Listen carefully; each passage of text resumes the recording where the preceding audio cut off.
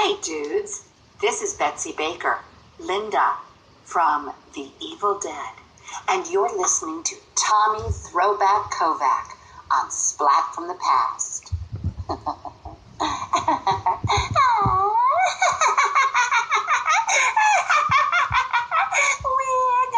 get you.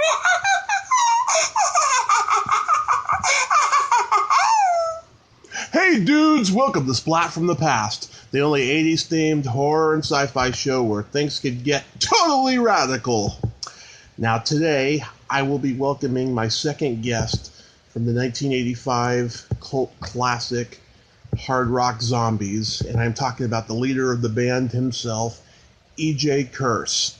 E.J. Curse, of course, he is in a band called Silent Rage. It began as just simply Rage, and then it became Silent Rage.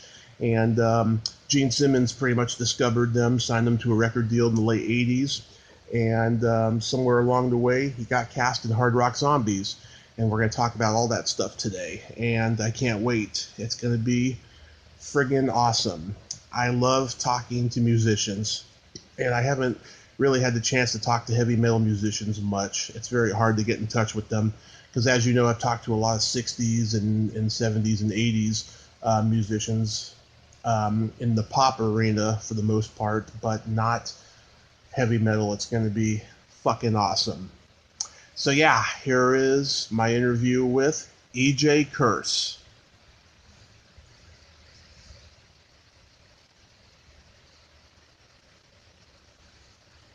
Hey, E.J., welcome to the show, sir. Thank you. Sorry I missed that first call. Oh, that's all right. It happens sometimes. This is such a great honor. Thank you for taking the time today. No problem. I'm going to try to find my earbuds, but go ahead and ask me some questions there. Whatever you need. All right. So, going back in time, I imagine you gravitated toward music early on in your childhood. Yeah. I started really getting into music when I was in, probably 8 or something, when I was 11 or 12. I had an older brother, of course. Mm-hmm. And then when I got to high school, I started with,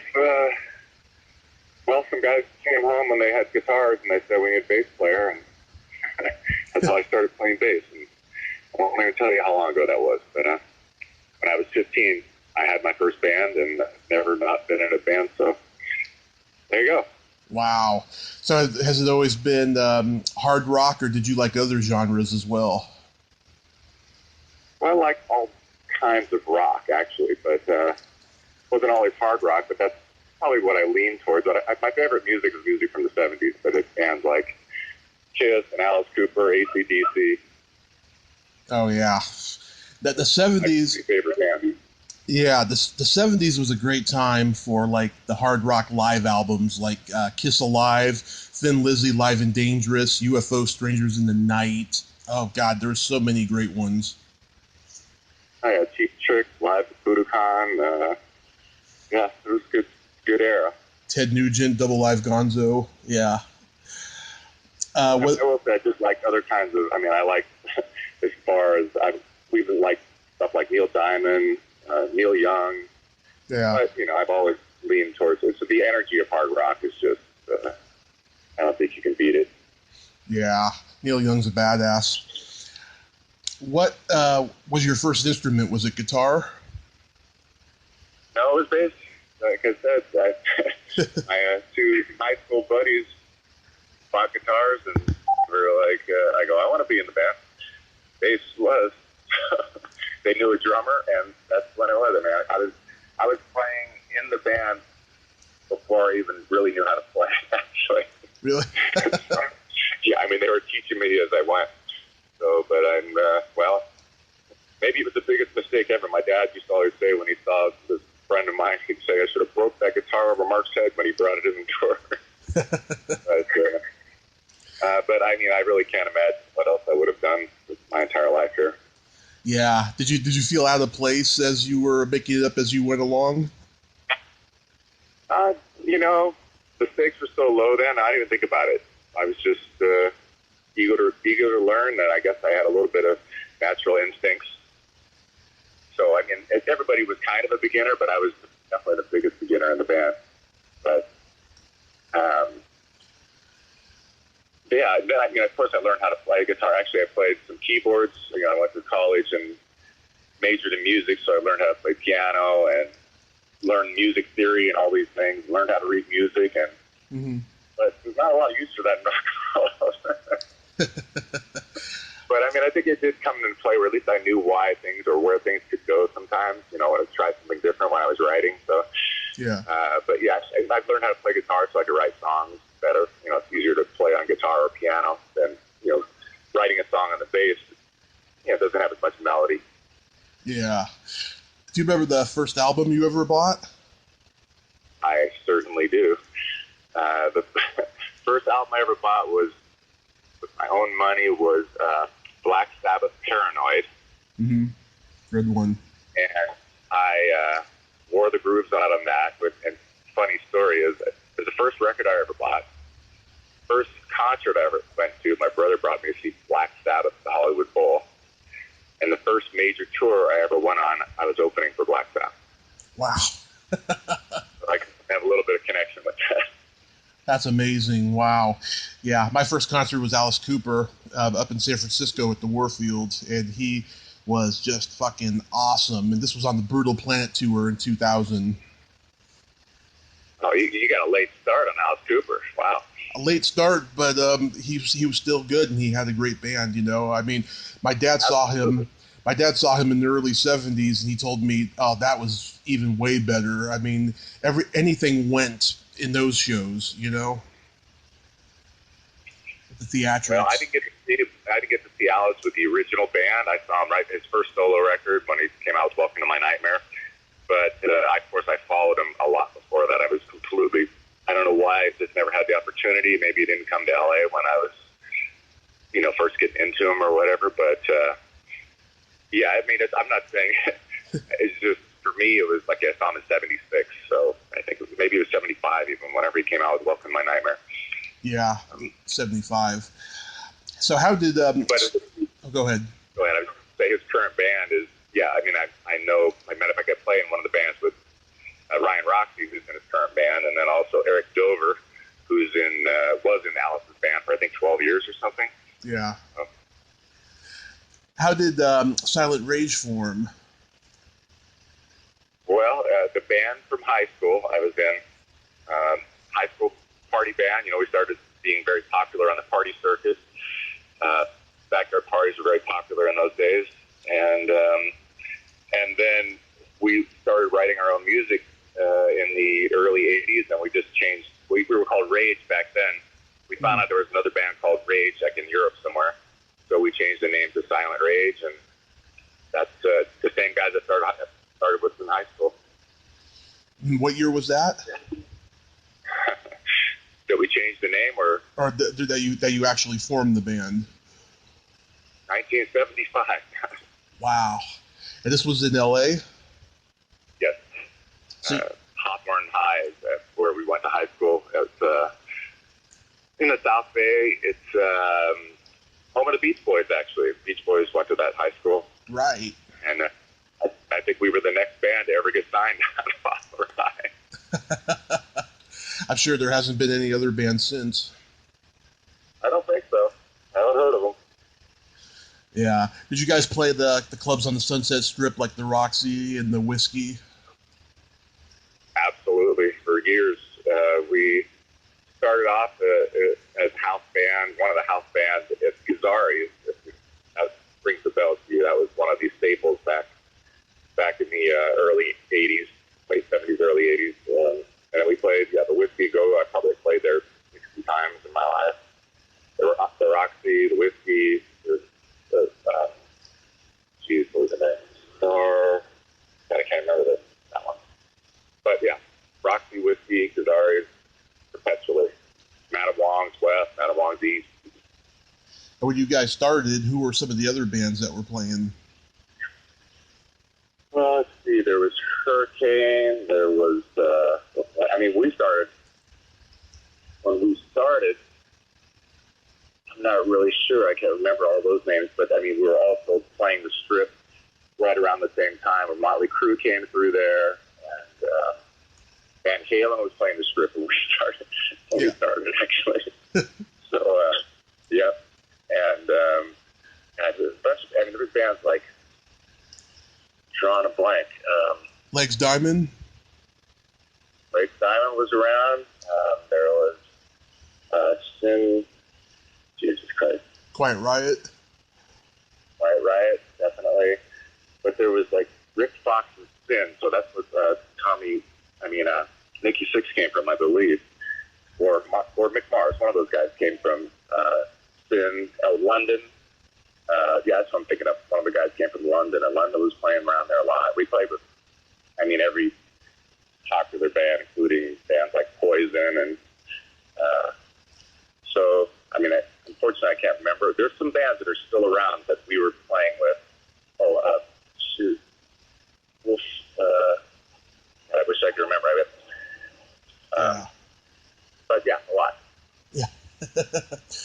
So how does Hard Rock Zombies come into your life? Well, that's a pretty funny story, I guess. So we had a new manager. We hadn't been signed yet, and we were just, he came to us and he said that there was another band around here called Joshua, and Joshua Pariah, he's still playing, so it's kind of a guitar virtuoso. Mm-hmm. He was really big in the area, but he said that he'd gotten a call from their manager, and they said that they needed a band for a movie, and Joshua didn't do it because he was religious, and there was too much tits and ass in it. So we said, yeah, we'll go down and audition. So we initially thought they just needed a band like in the background of a movie. So we go down there to audition. We've never acted before in our lives or anything, and just thought we were going to be jamming. I think we had all of our equipment in the van and everything, thinking we were just going to set up and play.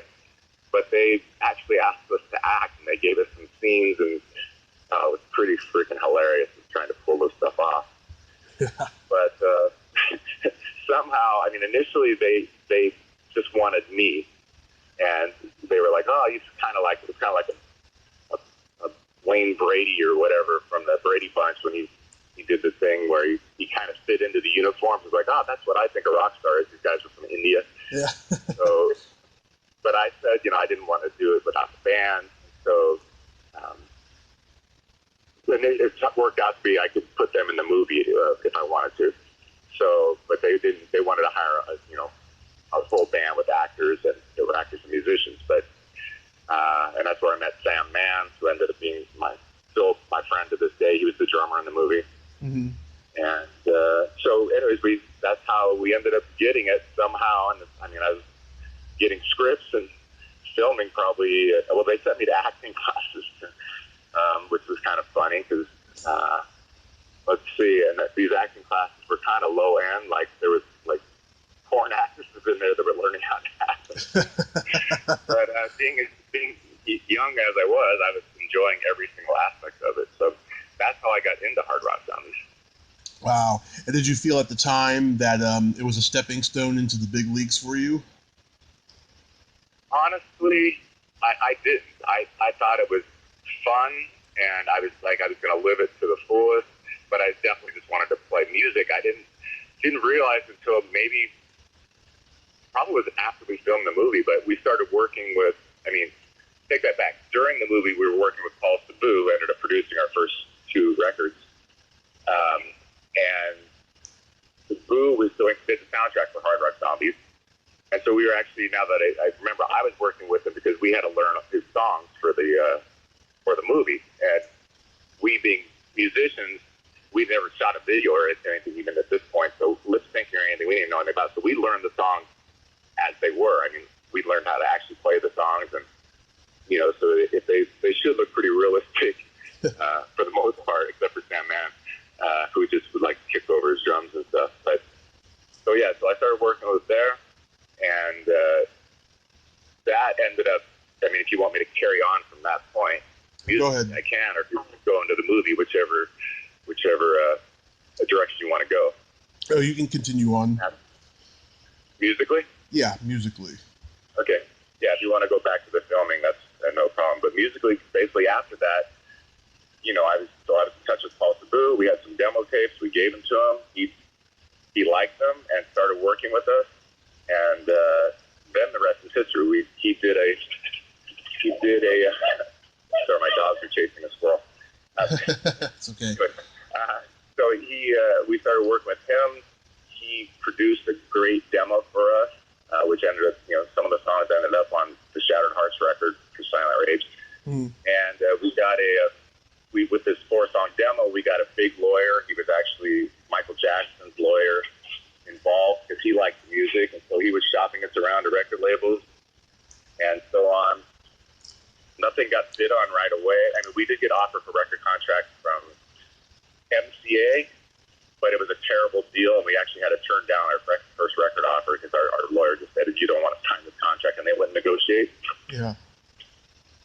And so then we decided there was a record label, a small independent label, that heard it and basically paid to finish the record. So we finished the record with them, Shattered Hearts, and they released it, and it did very well for an independent sale. I mean, I think it sold 25,000 units, which back in those days for an independent record was really good. Mm-hmm. So that came about, and then I started shopping for managers. I did all the business stuff for the band, everything. Yeah. And so I started just sending out this record. I just looked on the back of albums, and I started just seeing who their management company was, getting their address, and just mailing off, press kits. And eventually one day I got a call from somebody, and they said that, it said, hi, you don't think about this band? So I'm sitting at home alone, by the way. Mm-hmm. And the guy goes, hi, you know anything about this band, Silent Rage? And I said, yeah, I'm the bass player and the kind of the band leader. And he goes, oh, well, this is Gene Simmons, and I'm starting my own record label. And I just went, and I thought it was Mark playing a joke with me. And I said, fuck off, Mark. The other guitar player, and he just kept continuing on. He goes, no, this is Gene Simmons, and I really like the music on this, and I want to know a little bit more about the band. And told me about his deal with RCA Records, and I about shit my pants because I was a huge Kiss fan, and my entire room, when I'm talking on the phone, my room is just filled with Gene Simmons posters and Alice Cooper posters, but I'm talking to Gene Simmons on the phone trying to keep my cool, like this happens every day. And so I was literally like pulling the phone away from my face going, shit, oh my God, oh shit. And then I get on the phone and go, yes, that sounds very interesting. Yes, it'd be great for us, just trying to be all professional. Yeah. And then one thing led to another, and we started writing songs for him. And then one day he just approached us and he said, let's make a record. And I had never been so excited in my life. I actually cried that day. So. Yeah, I remember seeing the video for Rebel with a Cause on Headbangers Ball on MTV. Yeah. Yeah? Yep. Pretty exciting. I bet. So, was Hard Rock Zombies shot pretty fast? I think overall it took about 3 months in total, but it wasn't 3 months of continuous shooting. Mm-hmm. But, I probably did 6 weeks of continuous shooting, if I was to add it all up, maybe 6 or 8 weeks. It was pretty, they probably had $1 million budget for the entire film, if I recall. But so everything was, but I was stoked. It was, for me, it was like people were treating me, because especially the crew and everybody, they don't know that you don't know how to act, and they don't know your actor, they just consider you the talent. Yeah. So everybody's treating me like gold, and I was like, well, this is kind of bizarre to me, but I actually liked hanging out with the crew more than I liked hanging out with some of the other actors, just because, I don't know. Some of the actors were just actors, but I loved Sam Mann and a couple other guys in the band. We were friendly also, but not as much as Sam and I. Sam and I were kind of started getting in trouble together. And all my funny stories involve Sam, but I ended up dating one of the girls from the on the set there, one of the co-stars, and it was kind of exciting because we were just they'd have to send crew members off to find us because we'd be like in the mansion there. There's the big mansion that's in the show. We'd be off in one of the bedrooms somewhere.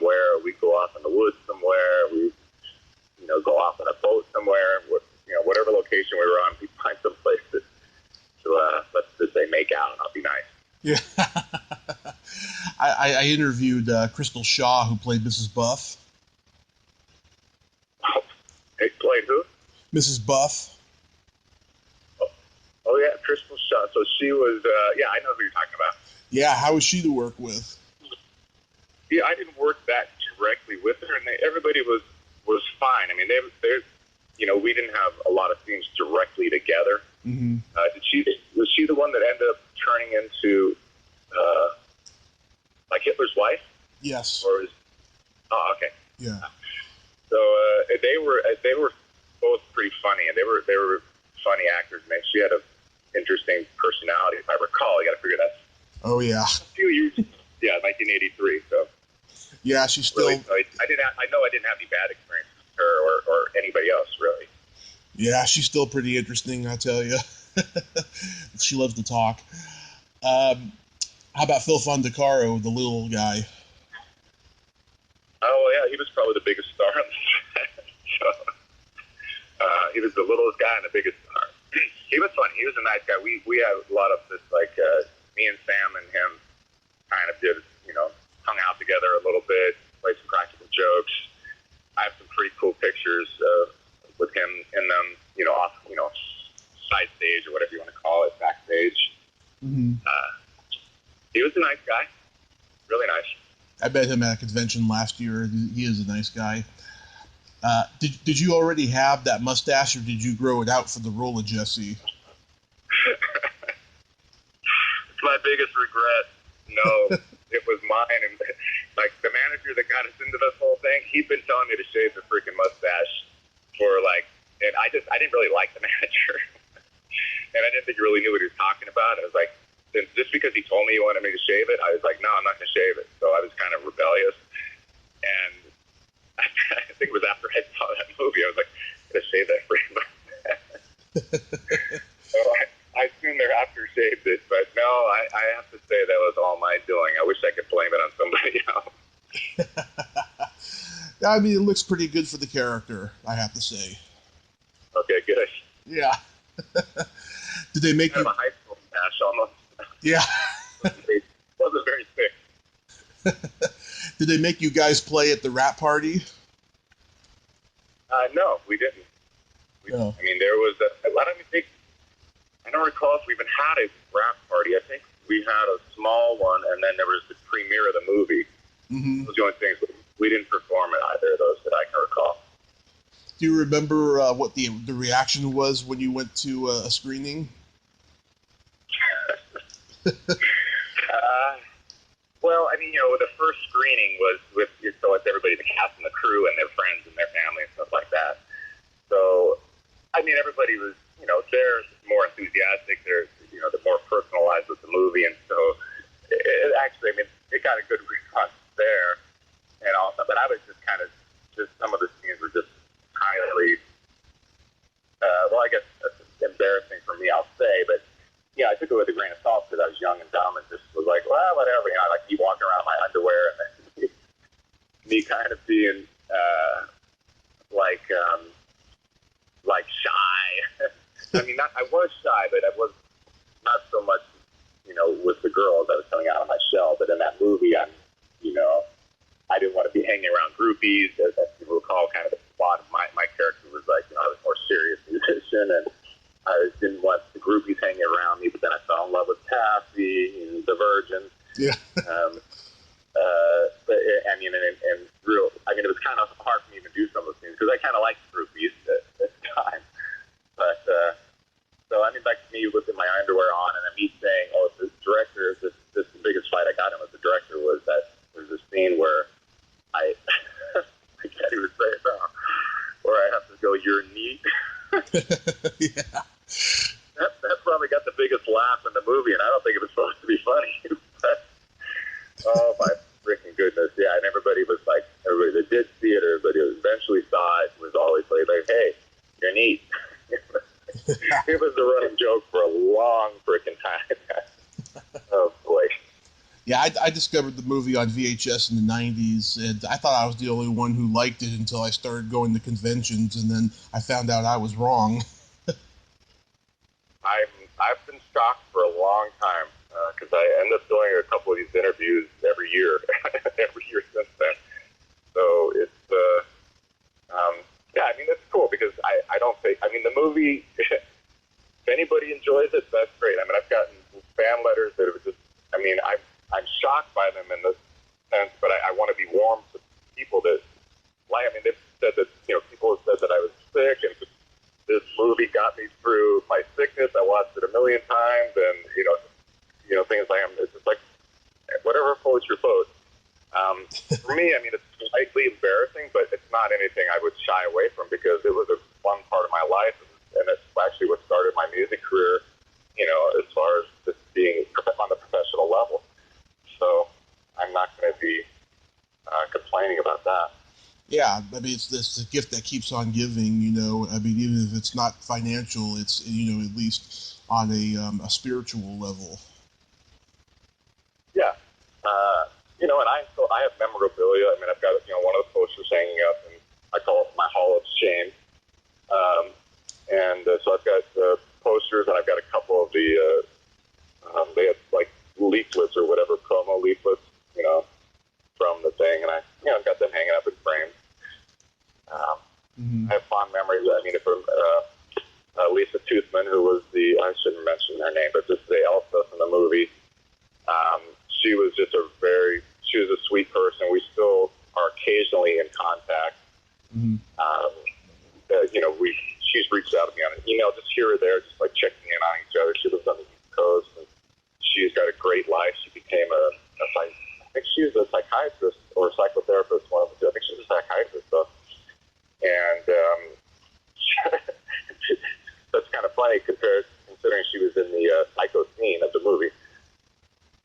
That's killing Sam Mann in the shower. Yeah. But so in contact with her, and then my long-lasting friendship with Sam Mann.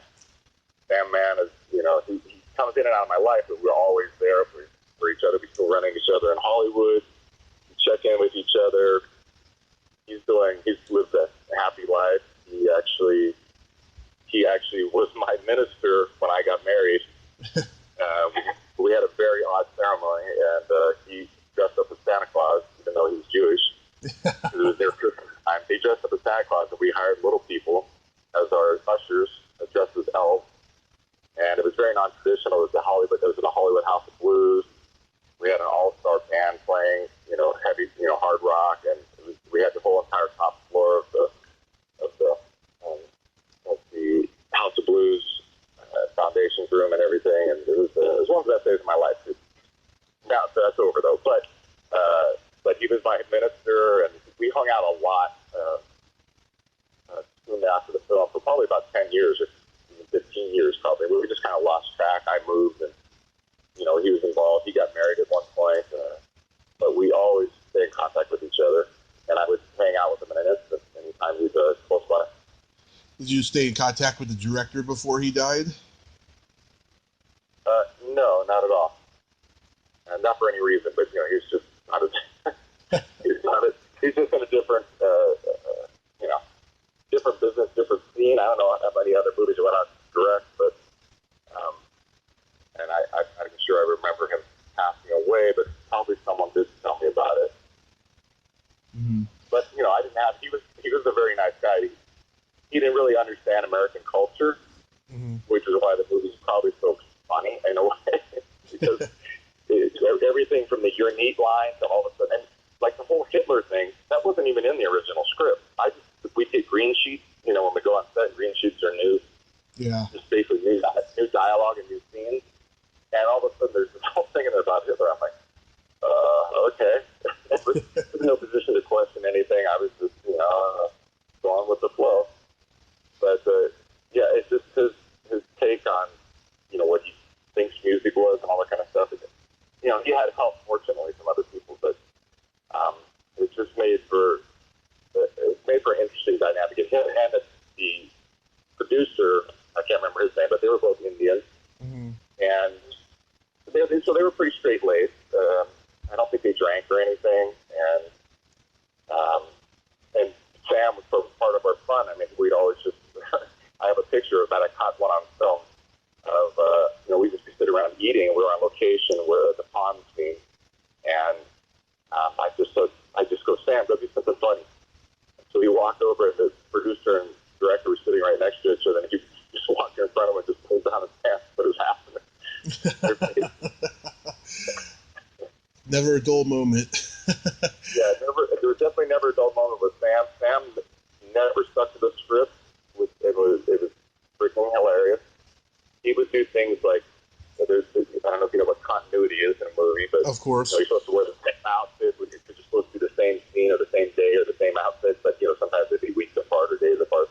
And he would always just do something a little different, like he'd put all the rings on one hand and put them on another hand, or he'd wear different boots, or he'd wear his hair a little differently, and he don't do it on purpose. It's part of the continuity. Yeah. And we just thought it was hilarious. And he'd always cuss and check our goose, Sam, don't say fuck. And they go, fuck, all right. I mean, it's no shit. They had to edit. I don't think there's any F-bombs in there. I don't think they wanted that.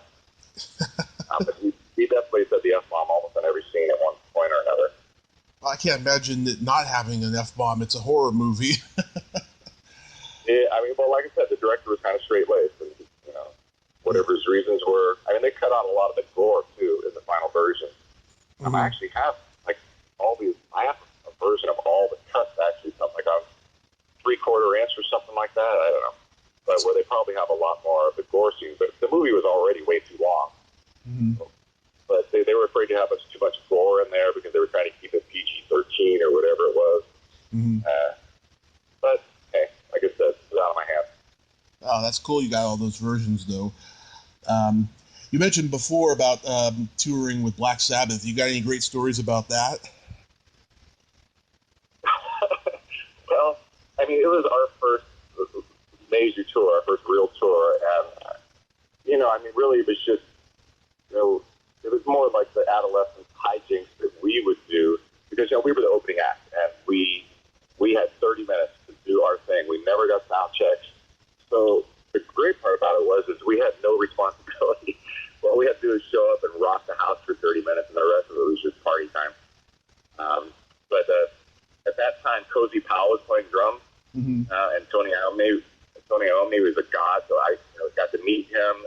They were very kind to us in the sense of just on a one-on-one basis, but when it came down to their crew and our crew, we just got pushed, we got pushed to the back, so no sound checks or anything, just a lot of things it was more fun things with girls following us.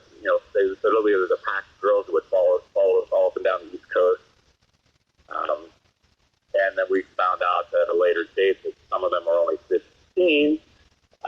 They all lied about their age, but that was a different time back then. And we were young too, but they all said they were 19 or whatever the hell the deal was.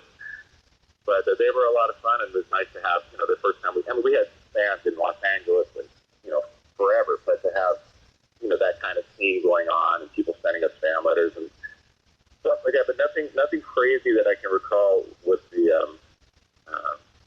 Sabbath tour that's really noteworthy. Okay, that's cool. That's cool. At least you got to tour with them. Oh, absolutely. So when COVID's not going on, do you still play? Oh, this is a bitch.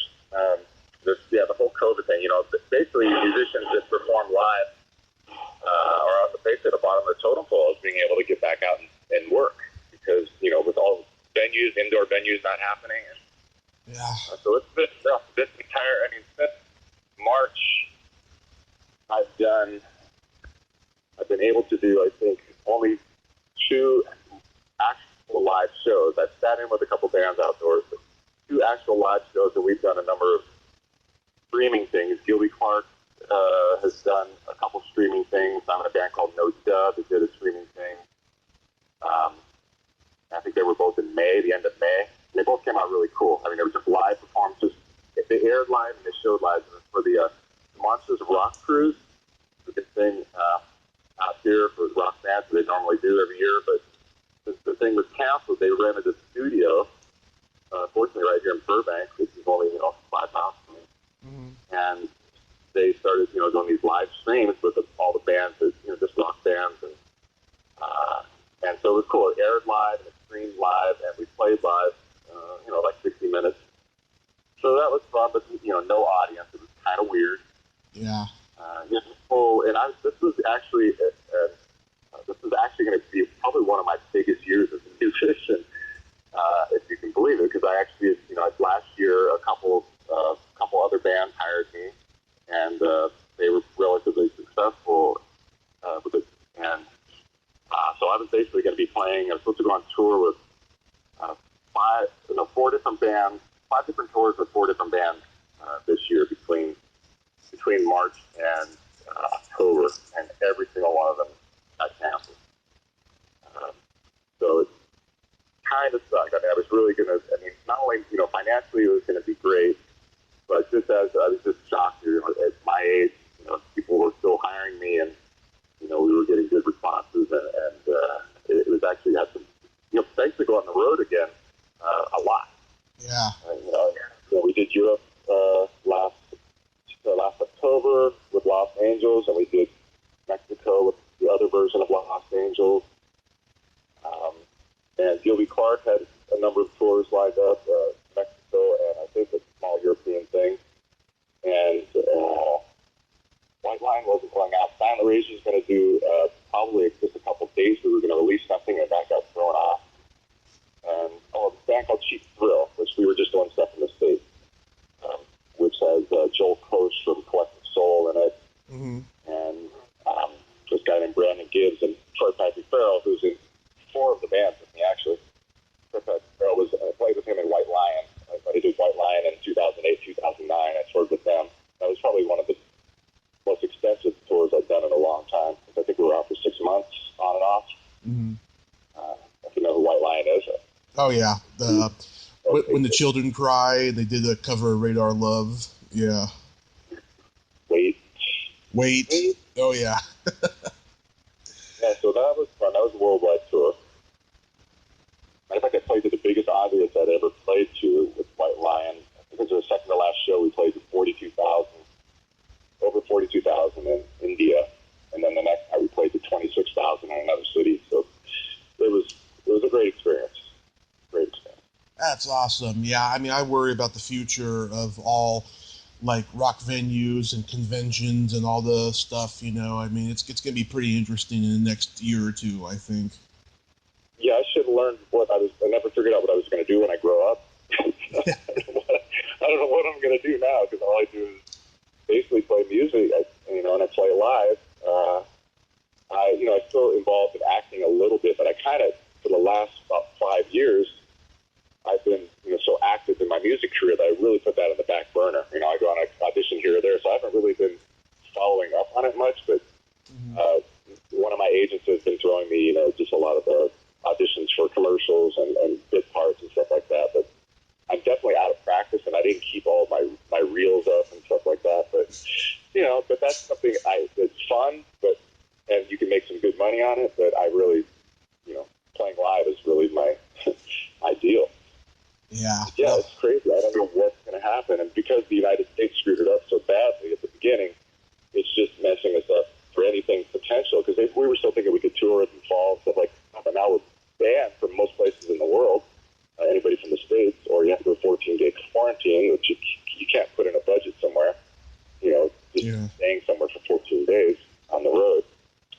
And, it's really, it's a little scary. It hasn't really hit me full force yet, but being a musician, even in Hard Rock Zombies, I played musician, but being a musician, especially in the rock world, you kind of just identify yourself. At least that's kind of your identity. You don't try or do anything, but it's a lifestyle more than it is a career.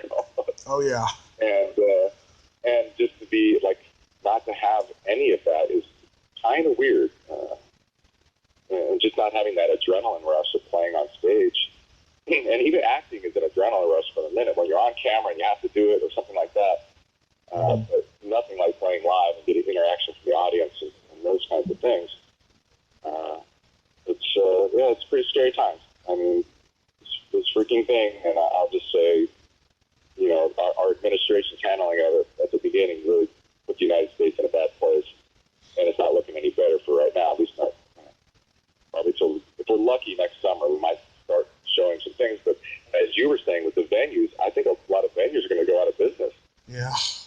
really are. A lot of restaurants are. I know that for sure. Yeah. Where are you based? I'm in Redding, California. Redding. Oh, okay. Well, you know the scene a little bit.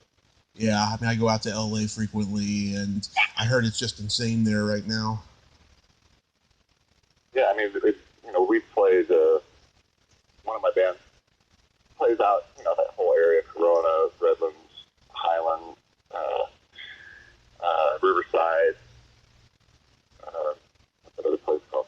The casinos out there too. Is like a Fantasy Springs and Palace Casino and Django. So, I was going out there quite a bit with one of the bands. But yeah, so yeah, when I make a reference to the Strip and all those kind of things, you know those references, so that's good. Yeah.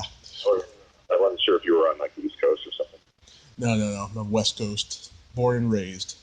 I'm born and raised in San Francisco, as a matter of fact. Ooh. One last question I wanted to ask you, EJ. How did you go from Curcio to Curse? Well, it's pretty simple. No, when it's funny. I mean, I always thought about. I mean, obviously EJ is. I've been that, but EJ, I didn't like my name in high school, my real name, and it always drove me crazy. But I grew up in the same area. I couldn't just change the name because all your friends would pick on you. So the day I got out of high school and I went to college, I changed my name to EJ using my first middle initial, and then I was still EJ Curcio. And then when we got hooked up with Gene Simmons, right when he got hooked up, he's a big name changer. And I'll go back 1 second to EJ. The reason I changed it to EJ, I was like, well, if OJ Simpson can go by OJ, then I can go by EJ. You have to remember this is before all the bad stuff happened to him. Of course. So anyways, when we got hooked up with Gene Simmons, he wanted to change everybody's name but Mark Hawkins.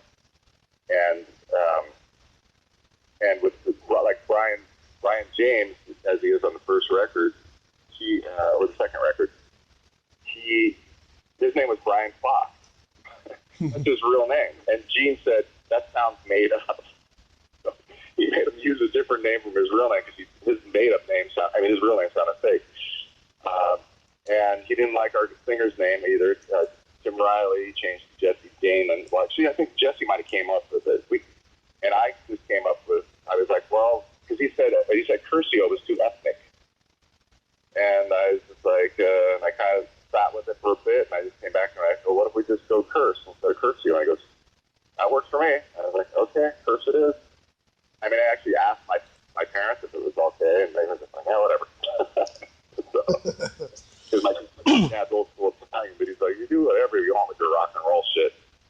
So that's how Curse came about. Gene Simmons and wanting to change my ethnic Curcio name. Tortio, what's wrong with that? That's not ethnic.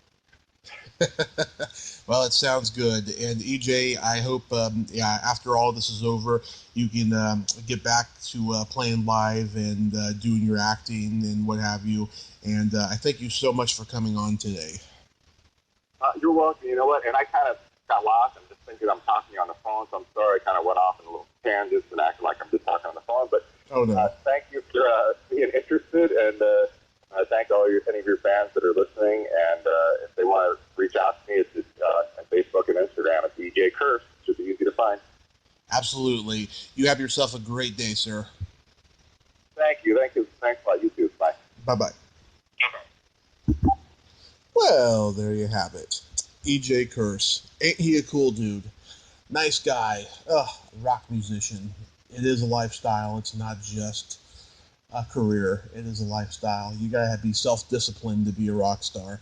What a great guy. I hope he gets back on the road and does his passion. If you like this video, everyone, please subscribe to my YouTube channel. Add me as a friend on Facebook.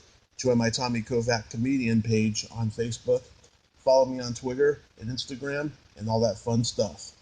Well, that's all the time we have this week on Splat from the Past. Until next time, this is Tommy Throwback Kovac saying, there's no shame in living in the past, because the present sucks. Later, dudes. Rock and roll all night and party every day.